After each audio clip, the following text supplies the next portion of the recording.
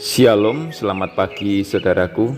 Kembali pagi ini kita bertemu dalam kasih dan anugerah Tuhan. Pagi ini kembali saya menyapa saudara dan mengajak saudara menikmati berkat Tuhan melalui sarapan. Satu hati, raih harapan. Firman Tuhan adalah harapan. Dan firman Tuhan pagi ini kita akan membaca dari Mazmur 127 ayat 1. Jikalau bukan Tuhan yang membangun rumah, sia-sialah usaha orang yang membangunnya. Jikalau bukan Tuhan yang mengawal kota, sia-sialah pengawal berjaga-jaga. Apa urusan Tuhan dengan rumah yang kita tempati, dan apa urusan Tuhan dengan kota di mana kita tinggal di dalamnya? Yang perlu kita pikirkan saat membaca ayat ini adalah apakah ayat ini benar-benar bicara soal rumah dan kota? Saya kira lebih dari itu. Bila kita melihat fungsi rumah dan kota, khususnya kota di masa lalu, sesungguhnya dua tempat itu menunjukkan hal yang setara, yakni sebuah tempat perlindungan. Pada masa lalu, sebagaimana tertulis di Alkitab, kota dibangun dengan tembok yang mengelilingi kota itu. Bahkan ada pintu gerbang yang dijadikan jalan masuk ke kota. Bukan hanya itu, kota juga dilengkapi dengan menara-menara untuk penjaga, sehingga mereka dapat melihat siapa yang datang meskipun masih jauh.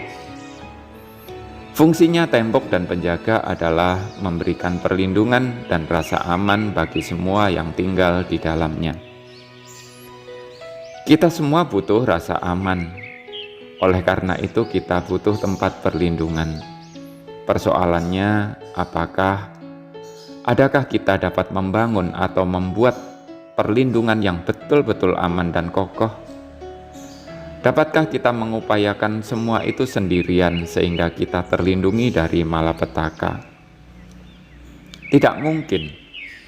Kita telah melihat sejarah perjalanan bangsa Israel.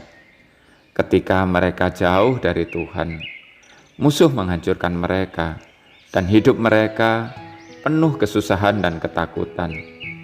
Sebaliknya, ketika mereka ada dalam perlindungan Tuhan, mereka mengalami keamanan dan ketentraman.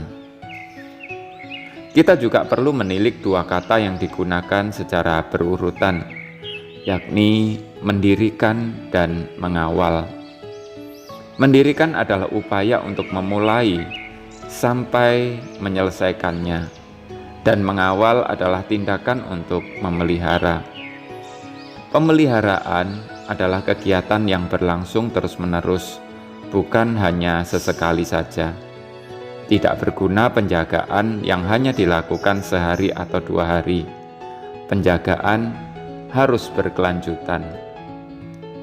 Dengan demikian, ayat tersebut kita dapat memahaminya sebagai memulai bersama Tuhan dan terus melibatkan Tuhan dalam perjalanan berikutnya.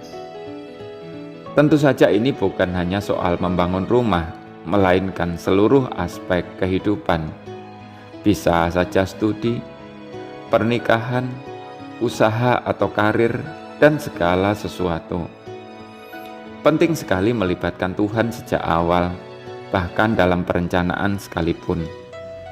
Saya kira ayat ini sejalan dengan nasihat Yakobus ketika ia berkata, "Jadi sekarang kamu yang berkata, hari ini atau besok kami berangkat ke kota Anu, dan di sana kami akan tinggal setahun dan berdagang serta mendapat untung. Sedang kamu tidak tahu apa yang akan terjadi besok. Apakah arti hidupmu?" Saudaraku, semua sia-sia tanpa Tuhan.